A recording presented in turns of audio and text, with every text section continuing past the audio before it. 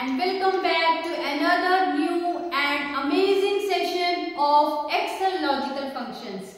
तो बच्चों आज हम करने वाले हैं नेस्टेड इफ। हम लोग कर चुके हैं, पहले हमने इफ फंक्शन पढ़ा था जिसमें मैंने आपको बताया था इफ एंड, इफ और एंड इफ नॉट, और आज उसी को थोड़ा सा एक्सटेंड करते हुए एक नए लेवल पे हम लोग जाने वाले हैं जो कि है नेस्टेड इफ। ठीक है बच्चों, तो आज का सेशन बहुत ही एंटरटेनिंग और बहुत ही अमेजिंग होने वाला है। क्यों? उसका कारण ये है कि नेस्टेड इफ जो एक्सेल का फंक्शन है ना, बहुत बच्चों को परेशान करता है। वो बच्चे बोल रहे हैं, जो भी प्रोफेशनल्स हैं, इन सर्विस कैंडिडेट्स हैं, प्रोफेशनल्स हैं, उनको बहुत ही ज्यादा परेशानी आती है। क्यों? क्योंकि सिर्फ हमने करके देखा होता है कि यहाँ पे नेस्टेड इफ लगाना, बट उसके पीछे का जो एक पॉइंट है ना, जिसकी वजह से हम नेस्टेड इफ लगाना आसान हो पाएगा हमारा, वो आज मैं आपको बताने वाली हूँ और आज मैं आपके साथ शेयर करने वाली हूँ। तो अगर आपने मेरी पिछली वीडियोस नहीं देखी है तो प्लीज एक बार जरूर जाके उसको देख लो, इफ क्या होता है उसको समझ लो और फिर वापस आओ मेरे साथ, हम ये समझेंगे कि नेस्टेड इफ कैसे लगाना है। तो बच्चों एक बार स्टार्ट करते हैं नेस्टेड इफ फंक्शंस के साथ। तो बच्चों जैसे आप देख सकते हो कि यहाँ पे एक डाटा आपके पास मैंने रखा हुआ है। ये डाटा क्या है? ये डाटा आप जैसे देख सकते हो कि बच्चों का एक मार्क्स स्टेटमेंट यहाँ पे दिखाई जा रही है। ठीक है, तो यहाँ पे है मार्क्स स्टेटमेंट और बच्चों के मार्क्स आपको यहाँ पे विजिबल हैं और इसमें आप देख सकते हो कि टोटल का, परसेंटेज का और जो ग्रेड्स हैं ये वाला कॉलम खाली है। ठीक है, ये कॉलम हमारे को फिल करने हैं और साथ ही में आप ये भी देख सकते हो कि यहाँ पे है ग्रेड्स का क्राइटेरिया आपको गिवन है। मींस आपको यहाँ पे परसेंटेज के बेसिस पे बच्चों की ग्रेडिंग करनी है। अब ग्रेडिंग कैसे करनी है? मैनुअल तो हम लोग करेंगे तो बहुत ज्यादा टाइम कंज्यूमिंग है। तो आज हम इस ग्रेडिंग वाले पार्ट को हम लोग देखेंगे कि हम इफ के साथ कैसे कर सकते हैं। ठीक है, क्योंकि सिंगल इफ तो आप लगा ही चुके हो और आप सब एक्सपर्ट हो चुके होंगे सिंगल इफ को प्रैक्टिस कर करके। तो आज आप देखते हैं कि नेस्टेड इफ, यानी कि नेस्टेड इफ का मतलब इफ के अंदर इफ। तो बहुत सारे इफ्स हैं, बहुत सारे मल्टीपल इफ्स अगर हमें लगाने पड़े एक्सेल में तो कैसे कर सकते हैं। और बच्चों प्लीज बने रहिएगा, ध्यान से देखिएगा। क्यों? क्योंकि ये एक ऐसा फॉर्मूला है जो आपके रोजमर्रा के टास्क को, ऑफिशियल वर्क को बहुत ही आसान कर सकता है। ठीक है, तो आओ इसको शुरू करते हैं। तो यहाँ पे है आपके पास कुछ डेटा है, उसमें आपके पास देख सकते हो कि मार्क्स दिए हैं, नेम्स और बच्चों के 5 सब्जेक्ट्स के मार्क्स आप लोगों को यहाँ पे प्रोवाइडेड है। ठीक है, तो सबसे पहले हम लोग क्या करेंगे?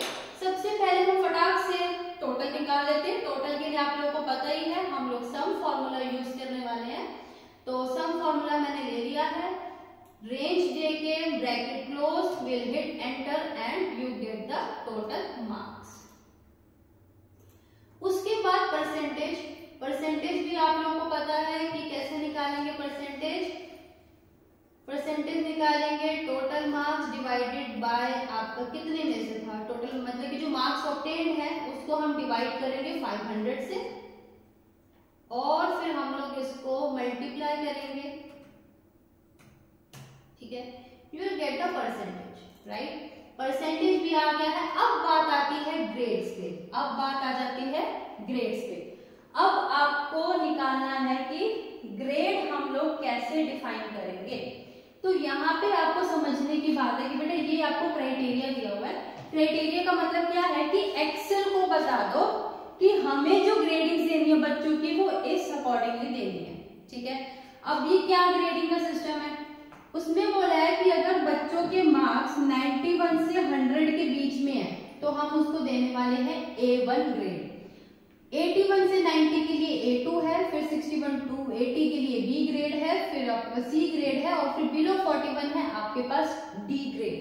ठीक है, तो अब ये है कि ये हम कैसे करेंगे।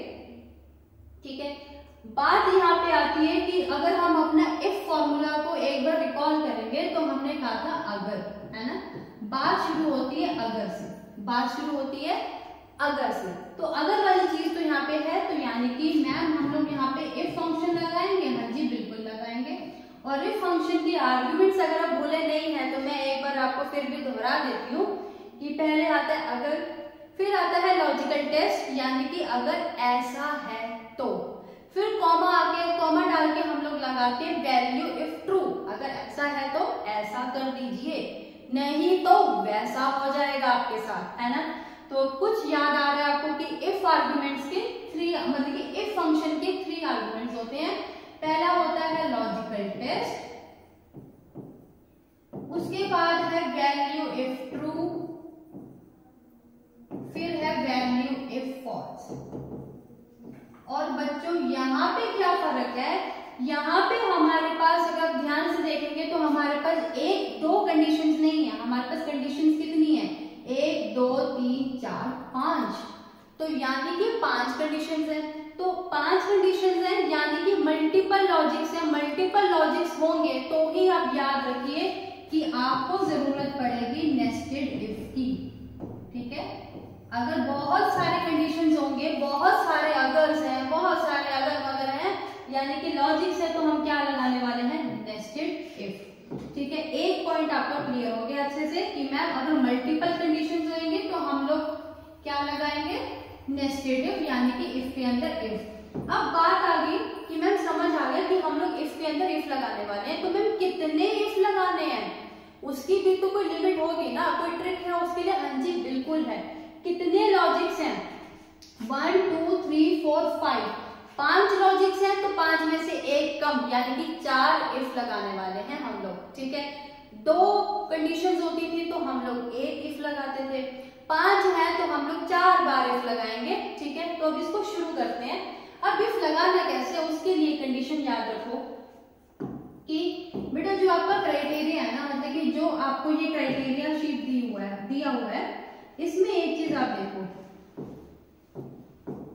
ये वाला जो पार्ट है ना आपका लोअर, मतलब कि ये वाला राइट हैंड साइड वाली जो आपकी लिमिट्स है ना, इसके ऊपर ध्यान देंगे हम लोग, ठीक है। यहाँ पे है 91 to 100, 81 to 90, 61 to 80, 41 to 60।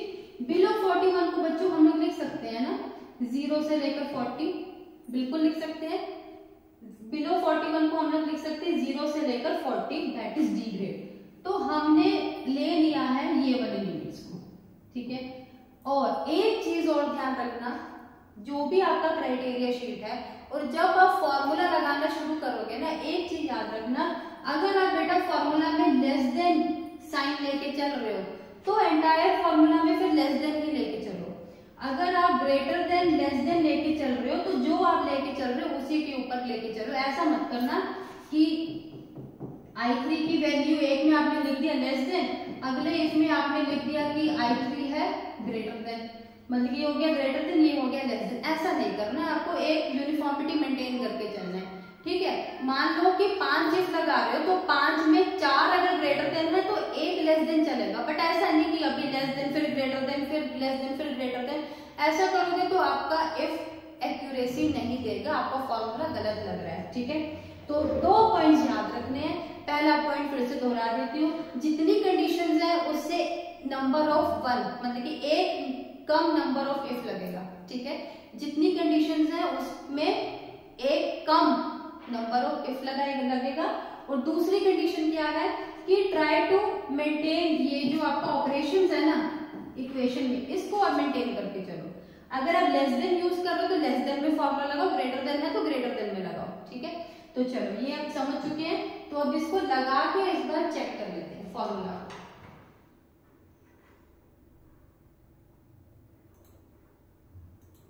तो सबसे पहले हम लोग लेंगे इफ टैब, टैब में सबसे पहले हम देंगे लॉजिकल टेस्ट है हमारा परसेंटेज। अब लॉजिकल टेस्ट है हमारा परसेंटेज, तो सबसे पहला क्राइटेरिया क्या होएगा हमारा, हम लोग शुरू करेंगे इससे कि अगर परसेंटेज 90 से ऊपर है तो, अगर परसेंटेज 90 से ऊपर है तो मैंने इस वाले पे बेटा ध्यान देना, इन नंबर्स को मैं बार बार लूंगी। एक रूल ही बना लो अपना कि अगर आपने फर्स्ट लॉजिकल टेस्ट में आप इन लोअर लिमिट या अपर लिमिट्स कुछ ले रहे हो ना, तो उसी को लेके कंटिन्यू करना, फिर आपको बिल्कुल भी कंफ्यूजन नहीं होगा। एक चीज जो पकड़ ली है ना उसी को लेके चलोगे तो कोई गलती नहीं होगी और फॉर्मूला एकदम सही लगेगा, ठीक है। तो मैंने यहाँ पे ले लिया है if I3 is greater than, तो किससे बड़ा है अगर आपका I3 90 से बड़ा है तो, ठीक है। तो क्या करना है मैम, तो बिल्कुल आपके सामने है, अगर परसेंटेज 90 से ऊपर है तो क्या ग्रेड है, A1, ठीक है। अब वैल्यू इफ फॉल्स के लिए हम लोग एक और इफ लगाने वाले हैं। देखो वैल्यू इफ फॉल्स मांग रहे, वैल्यू इफ फॉल्स का मतलब है नहीं तो क्या करना है, तो नहीं तो के लिए फिर आपके पास कोई डायरेक्ट आंसर तो है नहीं, है ना। नहीं तो क्या करोगे, अगर मार्क्स 90 से ज्यादा है तो हमने A1 दे दिया, नहीं तो का मतलब 90 से कम है तो क्या करेंगे, 90 से कम है तो मैम सीधा आंसर नहीं है, क्योंकि 90 से कम फिर हमारे पास लैब्स हैं, तो एक एक करके फिर उस लैब को देते हैं, यानी कि वैल्यू इफ फॉल्स के लिए एक और इफ लगाना पड़ेगा। तो जल्दी से एक और इफ लगा देते हैं, ठीक है। अब फिर से देखो मैंने ग्रेटर देन लिया था, मैं इस बार भी ग्रेटर देन लूंगी।